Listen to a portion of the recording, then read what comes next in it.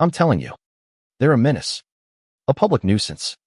They're filthy, they're loud, and they don't belong here. The high-pitched, strident voice cut through the idyllic Sunday morning calm like a cracked whip. My blood ran cold. A familiar chill I'd come to associate with one person and one person only, Karen, the self-appointed queen of our HOA. I was outside, enjoying my coffee, watching my two magnificent horses, Justice and Valor, graze peacefully in their pristine Padaka paddock meticulously maintained and a full 200 feet from the property line. Mind you, then the sirens came. Not a distant wail, but a sharp, close-by shriek that made Justice, ever the skittish one, toss his head. My heart hammered a frantic rhythm against my ribs. What on earth? The animal control truck pulled up, its white paint gleaming under the relentless sun. Two officers, looking a little confused, exited the vehicle, followed by Karen, who was practically preening with triumph. "See, I told you they're a problem," she screeched, pointing a perfectly manicured finger at my 200-pound equine menaces. My breath hitched. This wasn't happening. This couldn't be happening. I walked forward, a tight knot of disbelief forming in my stomach. "Ma'am," one of the officers began, "we received a complaint about unsanitary conditions and a danger to the community." He looked at my manicured lawn, the meticulously raked paddock, the two placid horses with their shiny coats, and then back at Karen, a flicker of suspicion in his eyes.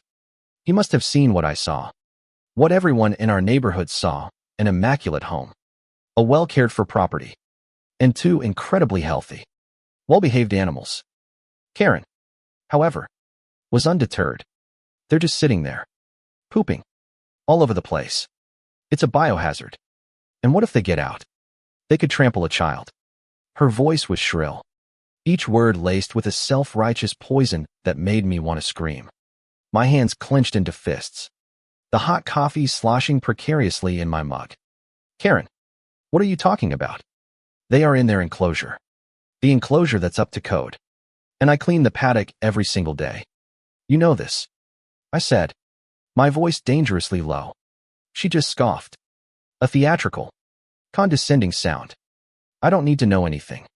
I just know what's in the bylaws. And this isn't it." It was her standard playbook, a thinly veiled abuse of her HOA power. The lead animal control officer, a kind-faced woman with tired eyes, turned to me. "Sir, can you tell us a little more about the animals?" she asked, her tone gentle. I took a deep, shaky breath, trying to calm the storm brewing inside me. "These are Justice and Valor," I began, my voice a little steadier now.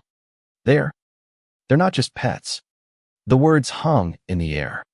A hint, a teaser of a truth Karen was about to learn the hard way. A small, almost imperceptible smirk played on my lips. You see, Karen had no idea. She saw two horses. She saw me, a guy who works from home and loves his animals. She didn't see the insignia, the training, the years of service.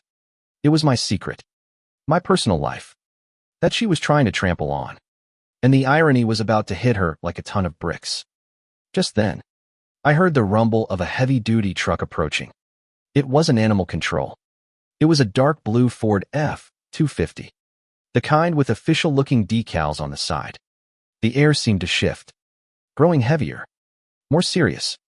A man in a dark blue uniform stepped out.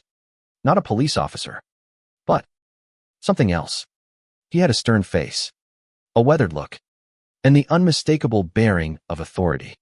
His gaze swept over the scene, landing first on Karen, who was now puffing out her chest, ready to lay down the law to this newcomer, and then on me, where a subtle nod of recognition passed between us. The twist, the crucial piece of the puzzle, had just walked right into the picture.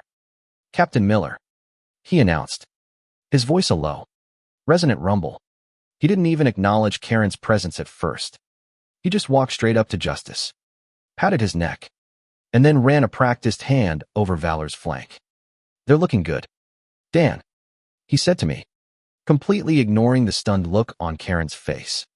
The two animal control officers' eyes widened. The air crackled with a silent, profound understanding. Karen's face, however, was a blank slate of confusion, a look that was almost comical in its complete lack of comprehension. Who are you? She stammered, finally breaking her silence. Captain Miller slowly turned to her, his expression a mixture of profound weariness and thinly veiled disdain. I'm Captain Miller, with the city's mounted patrol unit. And these, he said, gesturing grandly to Justice and Valor, are two of our finest horses. They are off duty, here with their handler, Officer Dan, for some well-deserved R&R. The silence that followed was deafening. It was the kind of silence that feels heavy, thick with the weight of shattered arrogance. Karen's mouth opened and closed like a fish out of water. The animal control officers exchanged a glance that said, "Well, that explains it." My gut twisted into a tight, satisfied knot. This was it, the moment of reckoning.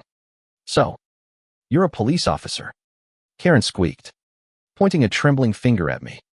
"Officer Dan."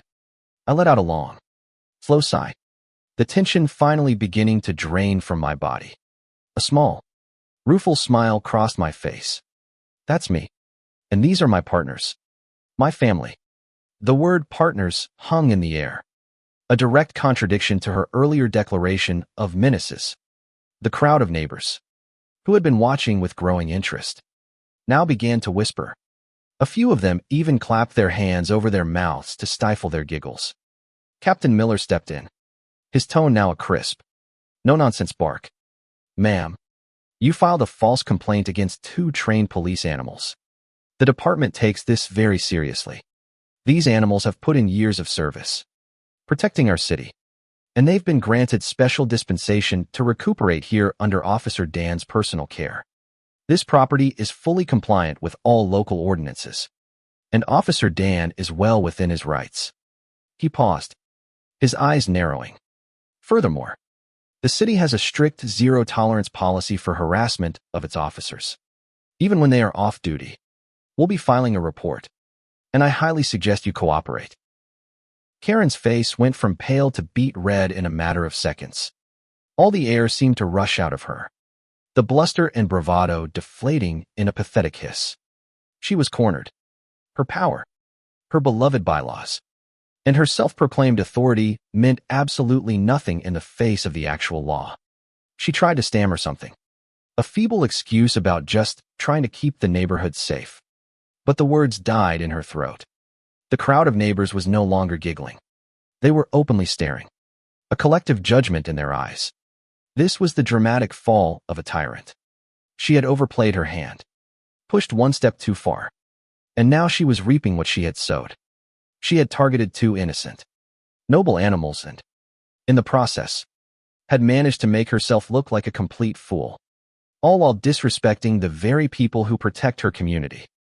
The final hammer blow came when Captain Miller looked at the animal control officers and said, "There's nothing to see here. The case is closed. We'll handle the paperwork." He then turned back to Karen. "I hope you have a nice day, ma'am." The quiet dignity of his dismissal was more devastating than any shouting match could ever have been. Karen stood there for another long moment, her shoulders slumped, her face a mask of mortification. She mumbled something inaudible, turned on her heel, and retreated back into her home, the door slamming shut with a final, defeated thud. The sound echoed in the sudden quiet, a punctuation mark on the end of a long, painful chapter. I stood there, watching her go, my heart filled with a strange mixture of relief, vindication, and a hint of sadness. We had won, but at what cost? Had this really been necessary? Captain Miller clapped me on the shoulder, a solid, reassuring gesture.